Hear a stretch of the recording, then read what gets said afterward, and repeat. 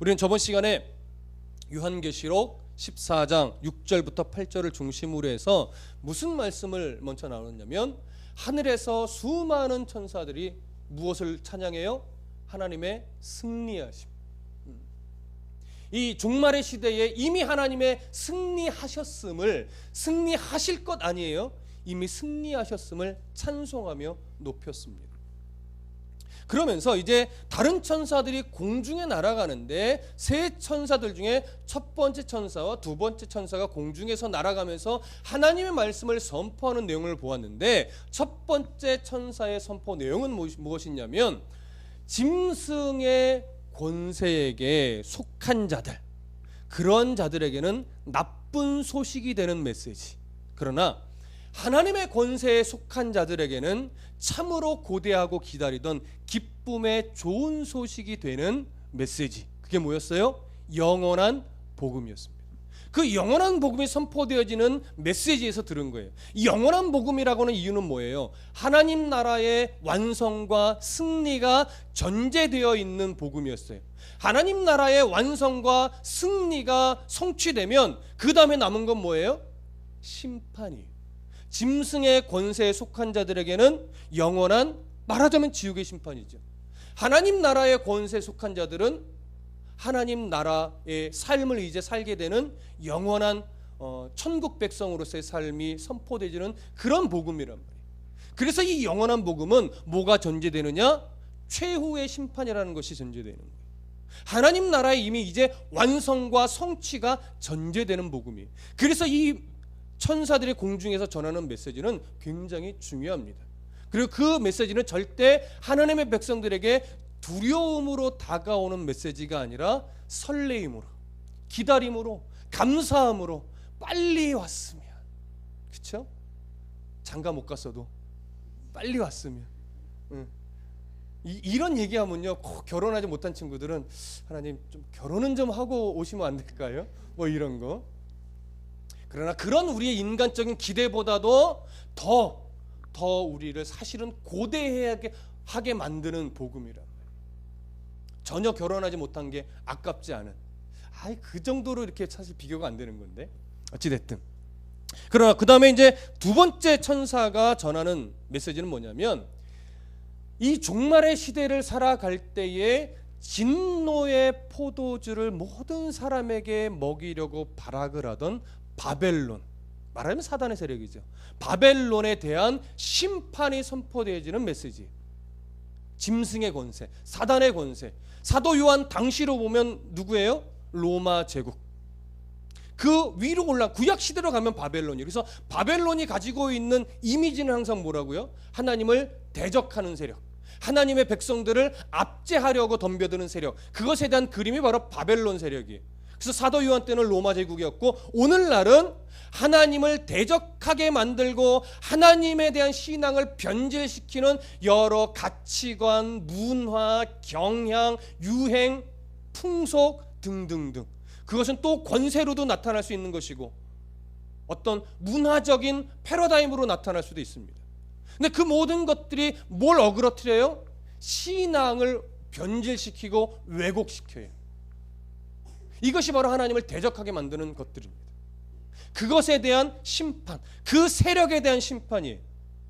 그러면서 오늘 우리가 읽은 본문, 공중에 날아가는 세 번째 천사는 뭐냐면, 어떤 메시지를 선포하냐면, 그 짐승, 그러니까 진노의 포도주를 마시게 만들던 바벨론의 세력에, 말하자면 동조해서 그 포도주를 마신 자들, 그런 자들에 대한 심판의 메시지가 오늘 세 번째 천사가 전하는 메시지고 오늘 본문의 내용입니다.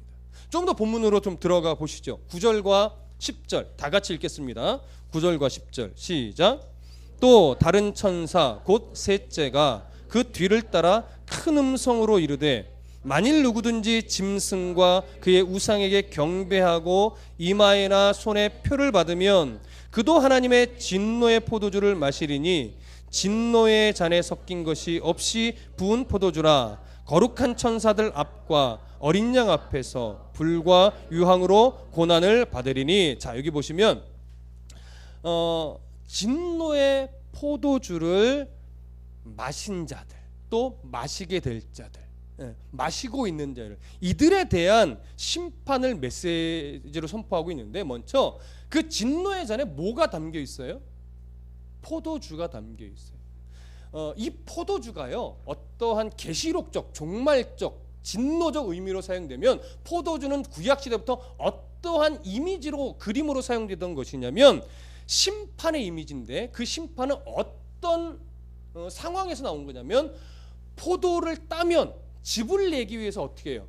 사람들이 들어가서 큰 포도주 틀에 들어가서 포도주를 넣고 발로 짓밟아 으깨요. 이렇게 표현하면 조금 느낌이 안 오시죠? 짓밟아 으깨버려요. 무슨 말씀인지 아시겠어요? 이런 심판의 이미지예요. 그래서 짐승, 바벨론 세력, 바벨론이 주는 그런 세력에 동조하는 세력, 이런 세력이 마지막 때에는 하나님이 이제 뭐예요? 기회를 주지 않고 짓밟아 으깨는 그런 아주 무서운 심판이 있을 것에 대한 묘사를 할 때는 항상 포도주를 쓰는데, 이 그런 포도즙이 담긴 진노의 잔이다, 이렇게 묘사를 거의 해왔던 겁니다.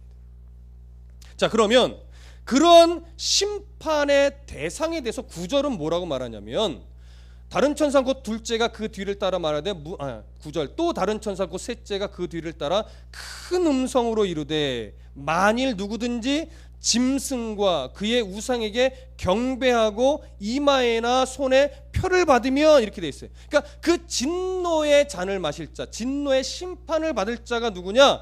짐승과 그의 우상에게 경배하고 이마에나 손에 표를 받은 자예요. 이걸 앞에서는 어디서 살펴봤어요? 계시록 13장 6절, 16절, 17절 함께 보시죠. 계시록 13장 16절, 17절 시작. 그가 모든 자, 곧 작은 자나 큰 자나 부자나 가난한 자나 자유인이나 종들에게 그 오른손에나 이마에 표를 받게 하고, 누구든지 이 표를 가진 자 외에는 매매를 못하게 하니, 이 표는 곧 짐승의 이름이나 그 이름의 수라. 자, 그러면서 이 이름의 수가 우리 18절에서 뭘로 봤어요? 666이라는 상징적 이미지로 보았습니다. 그렇기 때문에 그 이마에 표를 받는다, 오늘 9절에서 말하고 있듯이 경배한다, 손에 표를 받는다, 이것은 결국 뭐냐면 진짜로 막 여기다가 뭐예요? 그거 새기듯이, 이 문신 새기듯이 이런 걸 말하는 것이 아니라, 하나님의 가치관과 충돌되는 것을 알면서도 불구하고 나는 하나님의 가치에 별 의미 없어, 이 땅에서 나 먹고 나 잘되고 나 성공한 것이 제일 중요해서 하나님 나라의 가치관이 아닌 줄 알면서도 그것을 따라 사는 자를 말하는 거예요. 그 가치관에 매여 사는 자를 말하는 거예요. 그것은 교회 나오냐 안 나오냐 이걸 말하는 것이 아니에요. 여러분, 교회 나오는 사람 중에도 짐승의 표를 갖고 살아가는 사람 무지하게 많습니다. 교회에 나와서 예배하는데 하나님을 사랑하지 않는 사람도 많습니다. 무엇을 보면 알아요? 무슨 가치를 가지고 살아가느냐를 보면 우리는 나름대로의 그냥 분별을 할 수 있는 거예요. 그 사람이 정말 짐승의 표를 받은 사람이다 단정 지을 수는 없습니다. 무슨 말씀인지 아시겠습니까? 그러나 성경은 뭐라고 말하냐면, 하나님의 입맞은 백성이고 하나님의 백성이라면 그 사람은 기본적으로 누구를 따라간다? 예수 그리스도의 뒤를 따라가는 거예요. 그게 제자 되는 거죠. 예수 그리스도의 뒤를 따라간다는 것은 뭐냐면, 하나님 나라의 가치를 가지고 살아가는데, 하나님 나라의 가치를 가지고 살아간다는 것은 뭐냐면, 하나님이 싫어하는 것 같은데 라고 하는 어떠한 신앙적 양심에 딱 충돌이 되면 무슨 용기를 발휘한다? 내게 손해가 되고 내 자존심이 상하고 정말 내가 짜증나는 일이라 할지라도 기꺼이 그걸 뭐예요? 포기하는 거예요. 그리고 초라하고 나 정말 쪽팔려 말한 이런 생각이 든다 할지라도 하나님이 기뻐하는 일이라면 과연 그쪽으로 한 걸음을 가는 이 싸움을 해내는 것이 뭐예요? 그게 하나님 나라의 백성이에요. 근데 이걸 날마다 승리한다? 그런 사람은 없습니다. 어느 때는 정말 그렇게 잘 살아가는 것 같아. 근데 어느 때 보면 나는 완전히 악마의 새끼 같아. 다들 나는 아니다, 나는 그런 적 없어요, 뭐 이런 식으로 표정 짓는데, 솔직해 보세요. 어느 때는 정말 거룩한 것 같지 않습니까? 근데 어느 때는 바울처럼 그런 죄인 중에 괴수가 나 같아, 막 그럴 때도 있어요.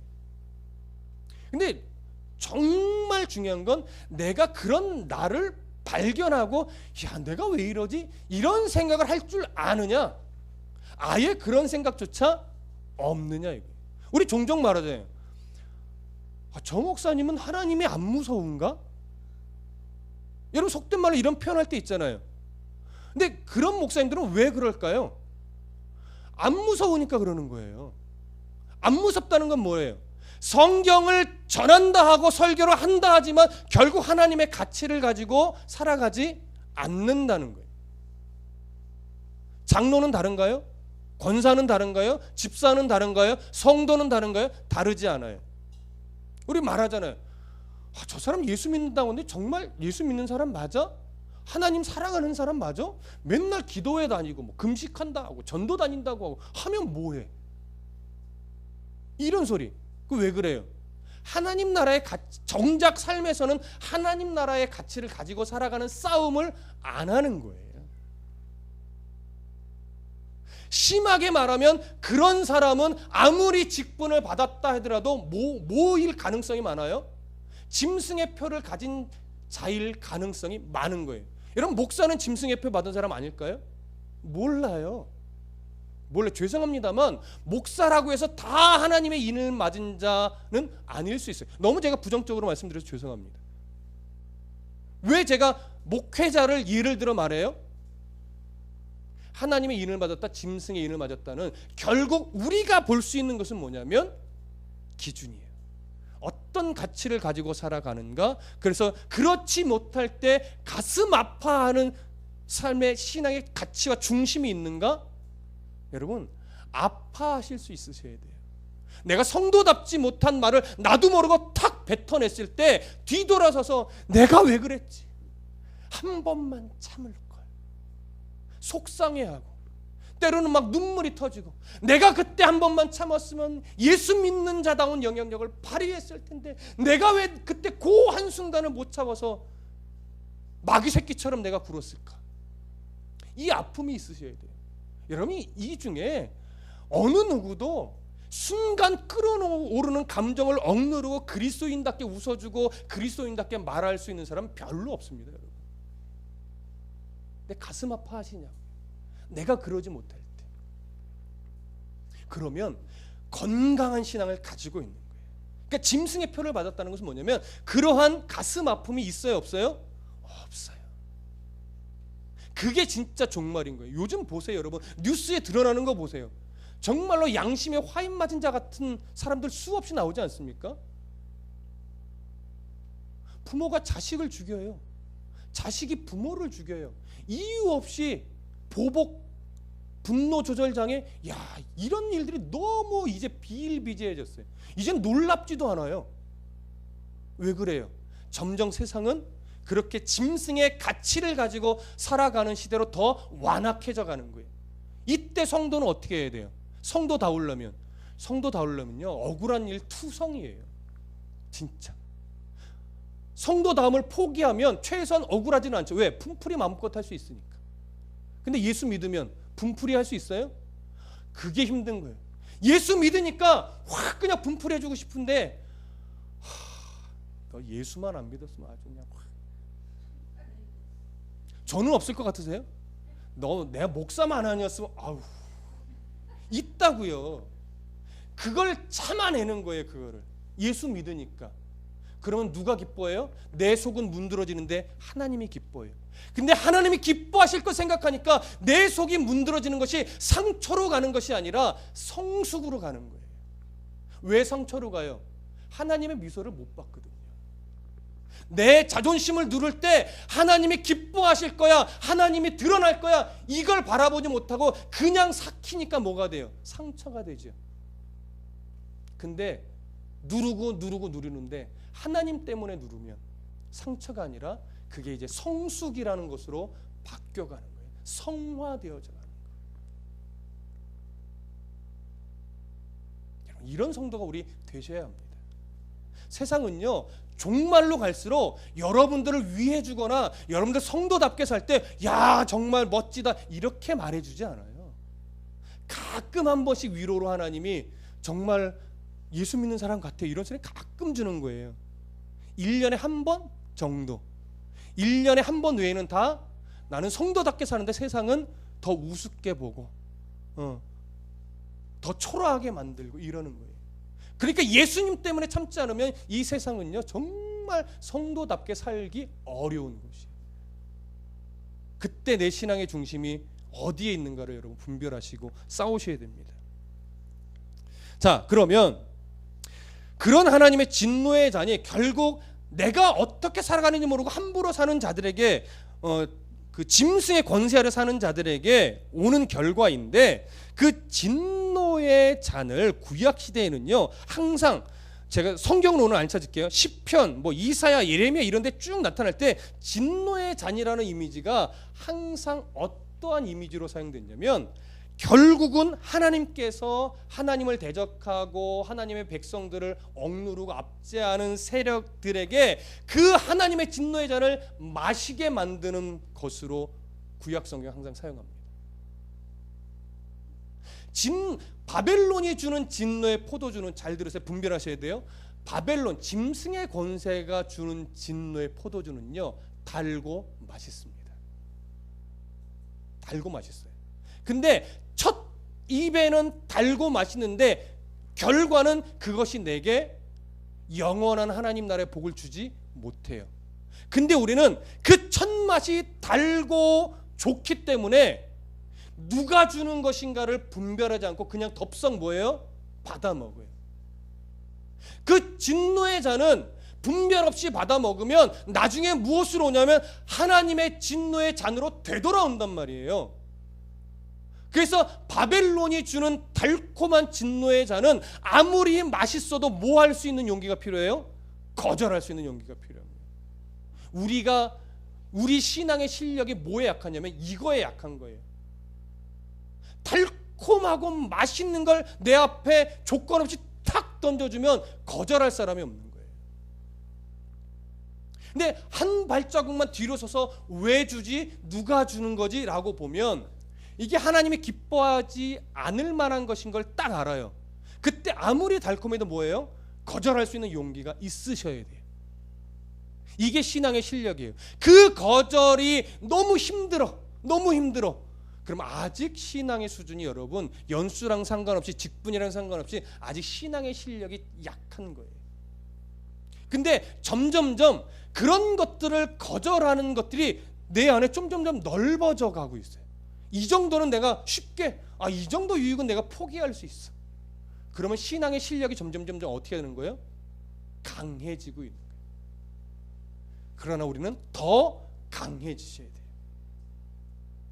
그런 걸 거절하지 않는, 분별하지 않고 누가 주는 거지 내 입에만 달콤하면 된다는 삶을 살아가는 자들이 말하자면 짐승의 표를 받은 자이고, 그런 자들이 끝까지 하나님 앞에 돌이키지 않고 그러한 삶으로 인생이 마감되면 결국 그들이 마시는 결과는 뭐다?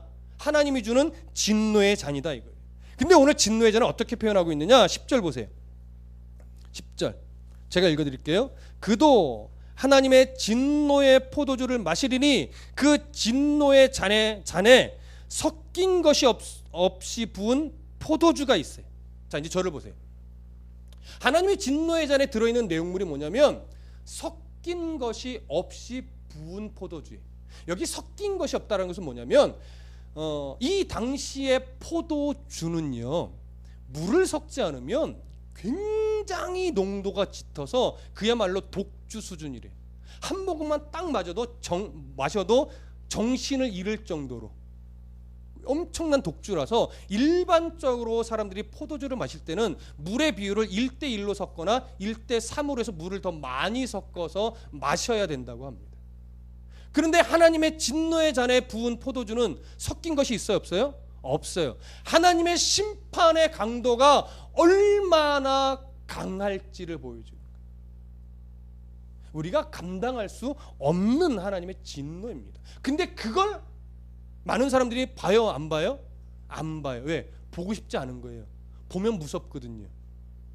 그러나 하나님이 여기서 진노의 잔은 섞인 것이 없이 부은 포도주라고 하면서 그 강도가 어떠할지를 말할 때 이것은 우리들에게 두려움을 주기 위한 걸까요? 우리는 걱정할 게 있어요, 없어요? 없어요. 왜? 이 진노의 잔의 대상이 아니에요. 진노의 대상이 아니라는 것은 그러니까 너희들 맘대로 살아라가 아니죠. 그건 하나님의 마음을 모르는 거예요. 너희들이 이 대상이 아니기 때문에 세상을 두려워하지 말고 세상에 같이 자꾸 마음을 뺏기지 말고 물질이 주고 명예가 주고 학벌이 주는 유혹에 너희들의 마음을 몽탕 뺏겨가지고 가치를 잃어버리거나 기준을 잃어버리고 살지 말고 정말로 하나님이 기뻐하시는 한 걸음이 무엇인지를 더 분별하면서 예를 들어 좀 없어도 좀 높지 않아도 좀 가진 것 없어도 감사할 줄 아는 넉넉함을 가지고 하나님 앞에서 살아간다면 그 삶이 하나님이 얼마나 기뻐하신 게 있는가를 가슴에 품고 욕심 부리지 말고 탐심 부리지 말고 살아가라는 거예요. 그러나 때로는 하나님 뭐예요? 넘치도록 부어주시는 경우도 있어요. 그러면 그게 누가 주신 거라는 거 아는 거예요. 하나님이 주신 거라는 걸 알고 제발 교만 떨지 말라는 거예요. 그래서 주신 것을 어떻게 하나님의 중심으로 써야 될까를 생각할 줄 아는 사람이 돼야지. 물질, 건강, 재능 등등등. 근데 이것에 대한 고민을 잘 안 한단 말이죠. 그걸 하라는 거예요. 그거 하면 우리의 신앙이 더 성숙하게 갈 수 있어요. 특히 이 자리에 있는 젊은 청년들이 더 중요합니다. 주신 것이 있어요. 근데 그 주신 것을 자꾸 크게만 생각해요. 크게만. 하나님이 어떻게 내 삶을 쓰실까에 대한 깊은 고민과 치열한 하나님 앞에 싸움을 먼저 해야 되는데 그것보다 어떻게 해야 돈을 좀 잘 벌 수 있고 삶을 안정되게 살 수 있는 직장을 갈 것인가. 그게 중요하지 않다는 것이 아닙니다. 그건 2순위라는 겁니다.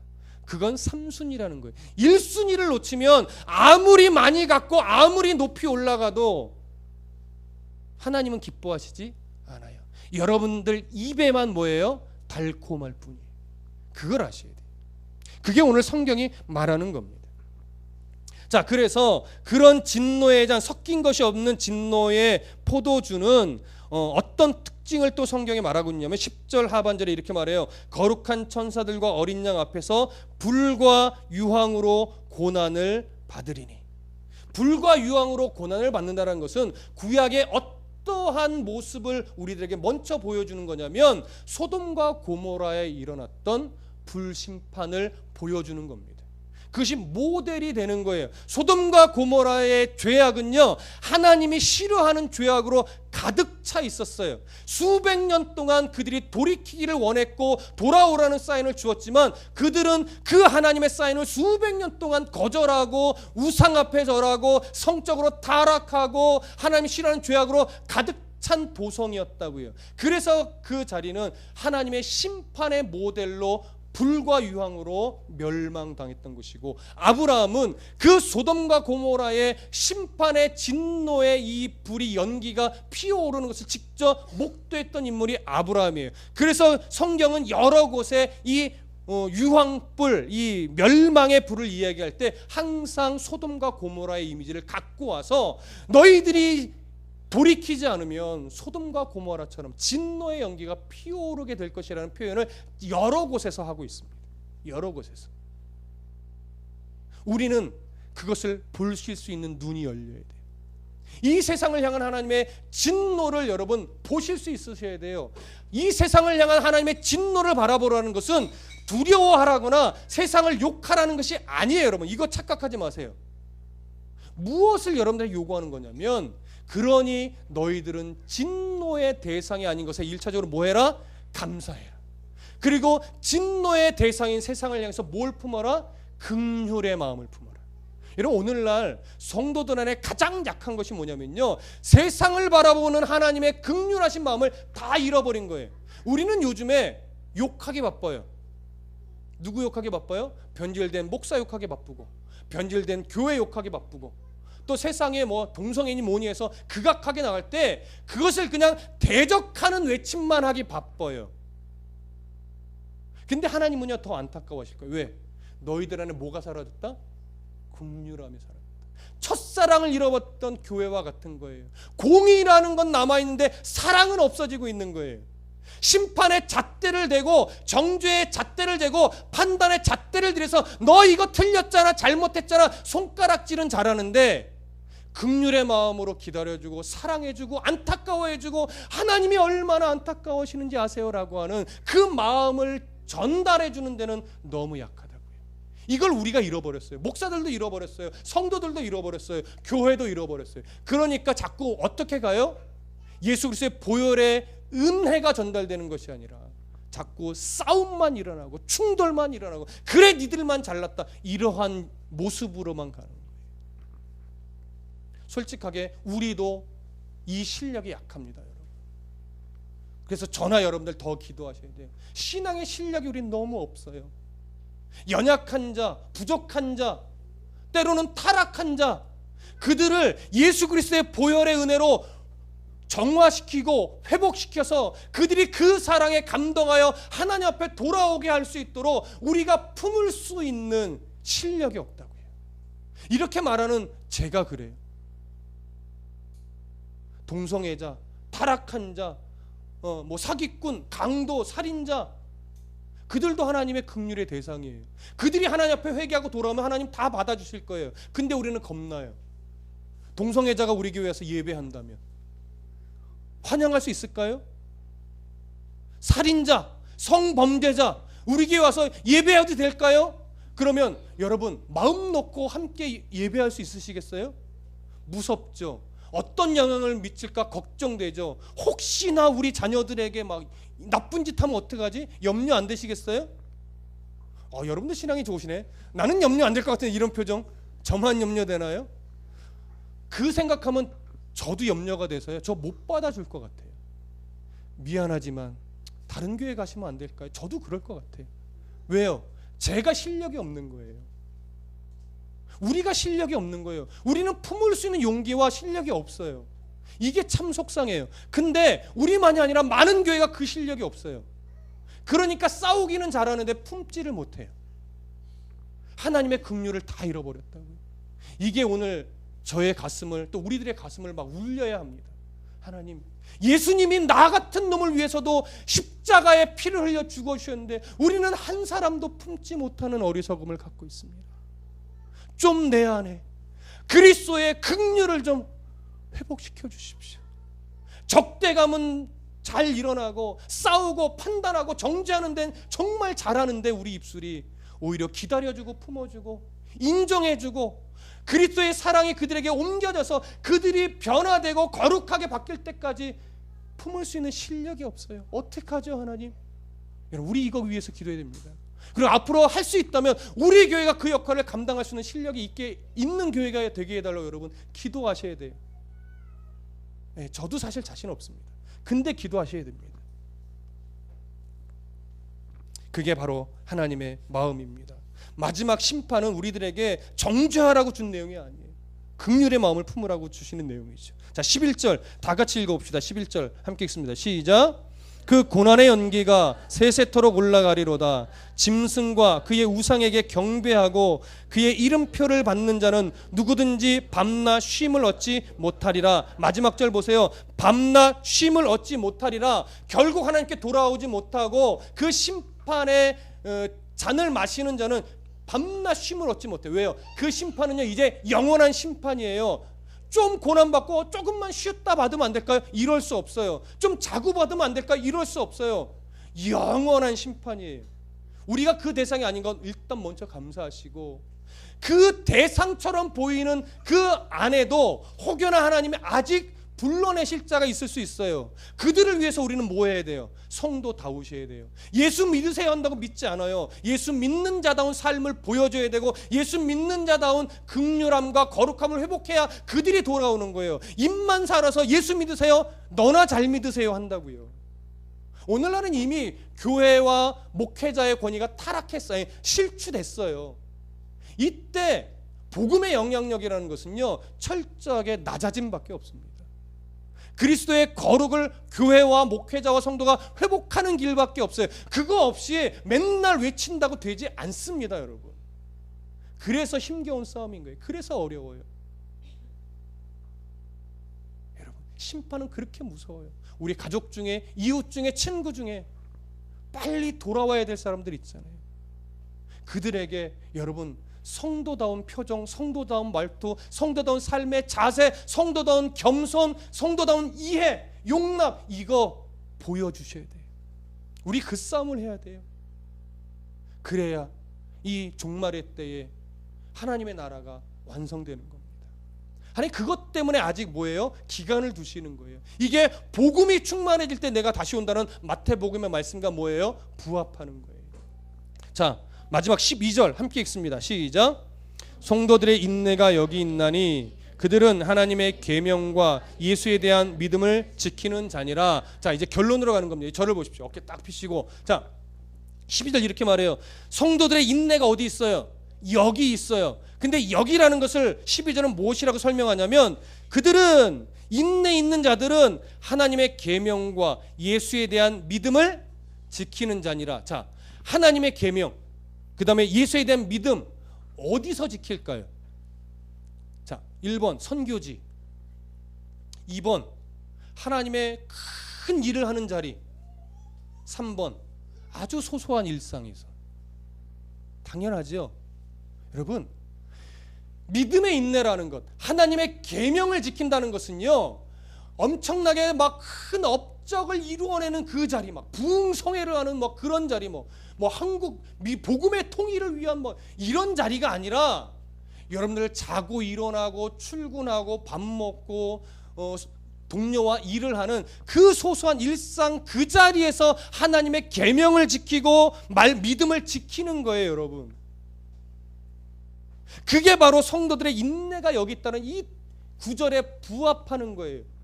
보통 히브리서 11장에 가면 믿음의 영웅들 이야기가 나와요. 아브라함, 이삭, 에녹, 이런 신앙의 영웅들 이야기가 나온다고요.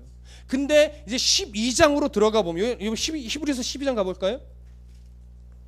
신약 성경 뒷부분입니다. 히브리서 12장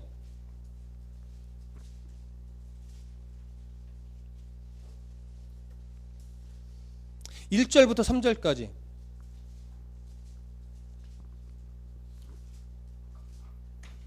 (12장) 1절부터 3절 함께 읽습니다.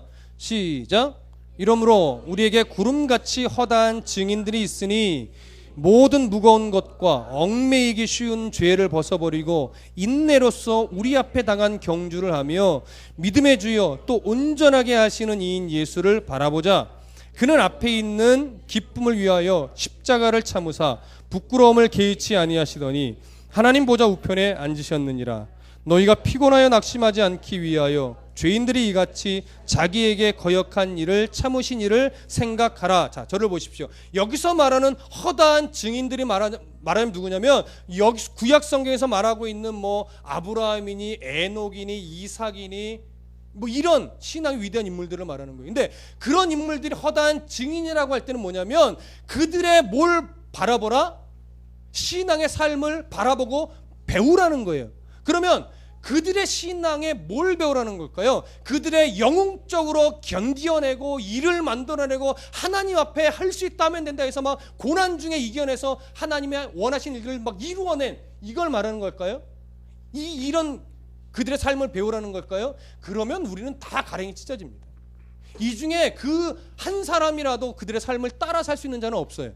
근데 히브리서는 그 믿음의 영웅들에 대해서 뭐라고 말하냐면 허다한 증인들이 있으니 모든 무거운 것, 잘 보세요, 얽매이기 쉬운 죄, 그러한 믿음의 영웅들도 결국 무슨 삶이었냐면 무거운 짐을 지고 있는 삶이었고 얽매이기 쉬운 죄에 놓여 있는 삶이었다라고 하는 거예요.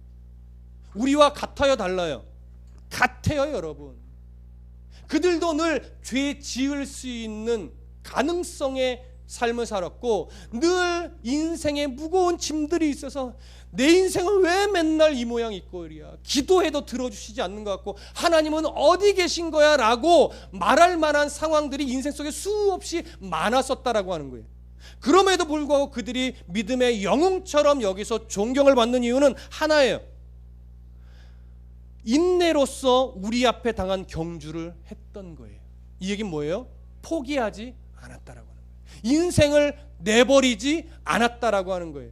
그러면서 2절 이렇게 말하죠. 믿음의 주여 온전하게 하시는 이를 예수를 바라봤다는 거예요. 자기가 온전해지는 것이 아니라 날 온전하게 끌어주실 예수 그리스도를 바라봤다는 거예요. 구약시대는 예수가 아니라 메시아였겠죠. 하나님이었겠죠. 신약시대로 넘어오면요 바로 예수 그리스도시죠.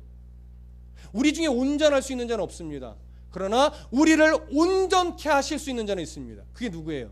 예수 그리스도죠. 우리의 신앙의 삶이 예수 그리스도를 바라보지 않으면 증인의 삶을 살아갈 수 없어요. 그래서 예수님 때문에 참는다는 소리가 우리 안에 많이 나와야 되는 거예요. 제가 존경하는 목사님이 이런 말씀을 하신 적이 있습니다. 운동 경기하는 사람을 봐라. 특히 권투를 봐라. 권투에 나가는 모든 선수들이 마음속에 두려움이 있을 것 같니 없을 것 같니 물어보시는 거예요. 두려움이 없는 사람은 없다 이거예요. 알리 같은 사람도. 근데 누가 이기느냐 할 때 잘 싸우는 사람이 이길 것 같습니까? 아니라는 거예요. 그 목사님은 잘 싸우는 사람이 이기는 것이 아니라 누군가가 먼저 포기했기 때문에 그 사람이 이겼다라고 하는 거예요. 두려움은 똑같이 다 있어요. 근데 그 두려움 때문에 누군가 먼저 포기할 때까지 견디고 있으면 이기는 거예요. 무슨 말씀인지 이해되세요? 신앙은 그거예요. 신앙은요 우직하게 예수 그리스도의 뒤를 따라가는 거예요. 누가 신앙이 좋은 거냐? 그 걸음을 포기하지 않는 사람이 신앙이 좋은 거예요. 근데 어떤 신앙은 자꾸 자기가 예수 그리스도를 뭐 하려고 해요? 끌고 가려고 해요. 예수님 이렇게 해야죠. 저 밀어줘야죠. 하는 이거 아시죠? 이거? 저기까지 가야 돼요. 도와주셔야 돼요. 이건 뭐예요? 지가 예수님을 끌고 가는 거예요. 죄송합니다. 그건 신앙이 아닙니다. 신앙은요 저 거기 가기 싫어요. 제가 거기를 어떻게 가요 하나님? 따라와 하면서 표정은 한데 발걸음 뭐예요? 끌려가고 있는 거예요. 신앙은 그래서 뭐냐면 잘 끌려가는 게 신앙이지 내가 으쌰으쌰 용기 100배에서 예수님 달려갈게요 따라오세요 이게 신앙이 아니에요. 여러분 잘 끌려가고 계십니까? 하면서도 결국 돌아보면 예배의 자리에 있고 하나님 기뻐하실 일들을 해야 되겠다라는 또 마음의 찔림을 갖고 살아가고 있습니까? 잘 사시는 거예요. 그게 신앙이에요. 믿음의 선진들이 보여준 건 그거란 말이에요. 그래서 자 마지막 히브리서 12장 4절 보십시오. 히브리서 12장 4절 함께 읽습니다. 시작. 너희가 죄와 싸우되 아직 피 흘리기까지는 대항하지 아니하고 자 저를 보십시오. 너희가 죄와 싸우는 삶 가치관과 싸우는 삶 하나님이 싫어하는 것을 하지 않으려고 하는 몸부림의 삶을 살아가야 하는데 열심히 싸워라. 근데 아직까지 뭐 하지 않았다? 피 흘리기까지는 대항하지 않았다 이거예요. 근데 우리는 피 흘릴까 봐 겁나서 뭐 할 때가 많아요? 포기할 때가 많아요. 피 안 흘렸는데 피 흘릴까 봐 포기하고 내려놓고 도망갈 때가 많다 이거예요. 그래서 바울은 이야기하는 거예요. 피 흘릴 거 걱정하지 말고 피 흘리기까지 한번 싸워봐. 죽나 안 죽나? 사도 바울의 답은 뭐예요? 안 죽는다는 거죠. 피 흘리지 않고 겁나서 네가 포기한 거잖아. 피 흘리기까지 싸워봐. 하나님이 너를 버리나 안 버리나? 안 버린다니까요. 믿어지지 않으세요? 저를 봐도 모르시겠죠? 하도 막 반질반질해가지고 죽기까지 피 흘리기까지 싸우면 안 죽이시는데 지가 겁먹고 도망가서 지 힘으로 싸우니까 맨날 뭐 하는 거예요? 실패하는 거예요. 죄송합니다. 그거예요. 그런데 내 안에 예수 그리스도가 살면요 실패해도 성공한 삶이 될 수 있어요. 예수 그리스도가 없으면요 성공해도 실패한 삶이 될 수 있다고요. 저는 실패해도 성공한 삶을 선택하고 싶습니다. 여러분들은요? 여러분들의 몫이죠. 저는 그래도 실패가 싫어요. 마음대로 하세요. 그건 제 몫이 아니니까. 저는 내가 실패해도 하나님이 기뻐하시는 성공의 삶을 살고 싶고 그것을 위해서 삶을 던지고 싶은데 그 삶이 저도 만만치 않아서 힘겨운 싸움을 합니다. 여러분 그 싸움 하셔야 됩니다. 우리는 인생을 버릴 자격이 없다는 거 아셔야 돼요. 인생을 포기할 자격이 없다는 거 아셔야 돼요. 여러분 낙심할 자격이 없어요. 왜냐하면 하나님이 우리를요, 하나님이 사랑하는 자녀를요, 그냥 낙심만 하도록 내버려 두지 않으세요.